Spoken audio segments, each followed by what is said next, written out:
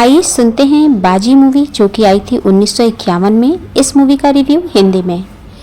बाजी केवल एक फिल्म नहीं थी बल्कि यह हिंदी सिनेमा में एक नए युग की शुरुआत थी। इसने नवकेतन फिल्म्स को स्थापित किया और गुरुदत्त को निर्देशक के रूप में लॉन्च किया और देवानंद को एक एंग्री यंग मैन के रूप में स्थापित किया। इसकी कुछ जानकारी। रिलीज वर्ष था 1951 में। निर्देशक गुरुदत्त, निर्माता देवानंद, नवकेतन फिल्म्स की ओर से। संगीत एस.डी. बर्मन जी का और मुख्य कलाकार देवानंद, गीता बाली, कल्पना कार्तिक और के.एन. सिंह। शैली इसकी थी क्राइम थ्रिलर फिल्म।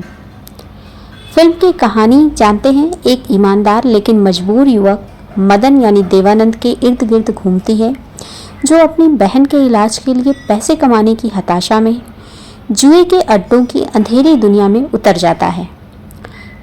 मदन एक टैक्सी ड्राइवर बनने के बाद आसान पैसे के लालच में जुए की लत में फंस जाता है।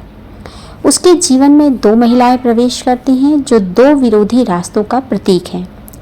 लीना जो कि है गीता बाली, जुए के अड्डे की डांसर जो मदन को अपराध की दुनिया में खींचती है, और रजनी ये है कल्पना कार्तिक, एक डॉक्टर की बेटी जो सादगी और सही रास्ते का प्रतिनिधित्व करती है।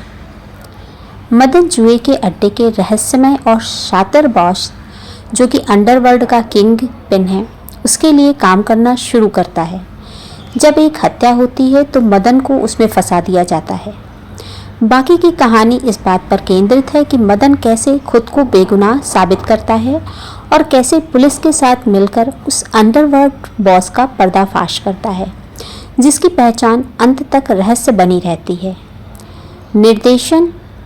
इस फिल्म का निर्देशन किया है गुरुदत्त जी ने। उन्होंने फिल्म को भारतीय सिनेमा में एक अनोखा स्थान दिलाया। शैडो एंड लाइट यानी छाया और प्रकाश। गुरुदत्त ने हॉलीवुड फिल्म की शैली का कुशलता से इस्तेमाल किया।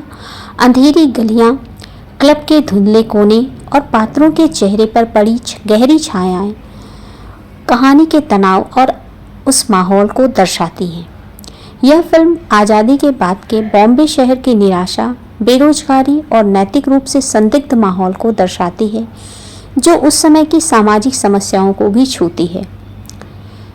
तेज गति। फिल्म की एडिटिंग और गति बहुत तेज है, जो थ्रिलर शैली के लिए आवश्यक है। अभिनय और देवानंद का अंदाज। यह फिल्म जो है देवानंद के करिश्मे का प्रतीक बन गई।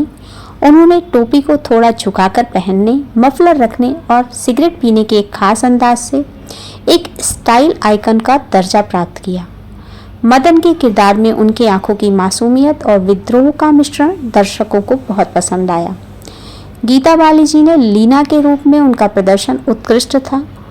उन्होंने जो भूमिका निभाई वह आकर्षक और खतरनाक दोनों है। उनका डांस और स्टाइल उस समय के लिए काफ़ी बोल्ड माना गया।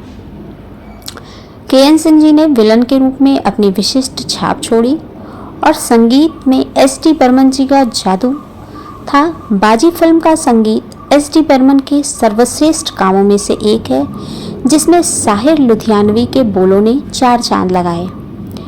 इसके गीतों की विशेषता। आइए सुनते हैं कौन कौन से गीत हैं। तदबीर से बिगड़ी हुई तकदीर बना लो देवानंद का थीम सॉन्ग है, जो कि हताशा और आशा का मिश्रण है। सुनो गज़र क्या गाए, एक क्लब गाना जो हॉलीवुड के संगीत से प्रेरित है। और ये कौन आया मेरे दिल की दुनिया में, रजनी और मदन का मधुर गीत। आज की रात, गीता दत्त की आवाज़ में एक भावनात्मक गाना। यह संगीत उस समय की फिल्मों में प्रयोग किए जा रहे पारंपरिक संगीत से बिल्कुल अलग था और इसने भारतीय संगीत में पश्चिमी धुनों के मिश्रण का रास्ता खोला। विरासत और निष्कर्ष। बाजी फिल्म भारतीय सिनेमा के कई कारणों से महत्वपूर्ण है। कैसे महत्वपूर्ण है? यह गुरुदत्त की प्रतिभा को दर्शाने वाली पहली फिल्म थी। हम इस फिल्म ने ही देवानंद को एक अद्वितीय शहरी हीरो के रूप में पहचान दी और साथ ही इस फिल्म ने बॉक्स ऑफिस पर अपार सफलता प्राप्त की और 1951 की ब्लॉकबस्टर फिल्म बनी।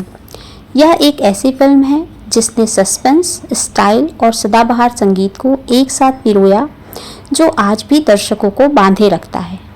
संक्षेप में कह सकते हैं, बाजी केवल एक अपराध थ्रिलर नहीं, यह स्टाइल, सस्पेंस और संगीत का एक अनूठा संगम है जिसने हिंदी सिनेमा की दिशा बदलने में अहम भूमिका निभाई। मूवी का रिव्यू अगर पसंद आए तो अपने विचार कमेंट बॉक्स में लिखें। धन्यवाद।